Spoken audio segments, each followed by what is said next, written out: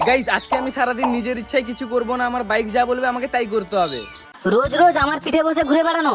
আজকে অ্যাসিস্ট্যান্ট তোর অবস্থা খারাপ। বাবুরা ভিডিওটা লাইক করে শেষ অবধি দেখতে থাকো অ্যাসিস্ট্যান্টের সঙ্গে কি কি করি। বস প্রথম কাজ কি বলো?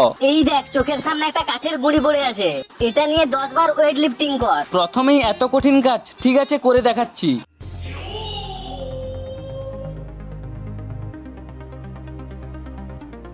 কি বস করে দেখাতে পারলাম তো? ঠিক আছে ঠিক আছে, এবার তুই আমার গাটা একটু ক্লিনিং করে দে। রোজ রোজ আমার উপরে চেপে কি অবস্থা করেছিস। ঠিক আছে বস করে দিচ্ছি।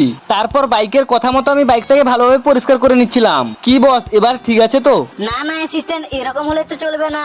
আমাকে আমার গার্লফ্রেন্ড স্কুটির সঙ্গে দেখা করতে যেতে হবে।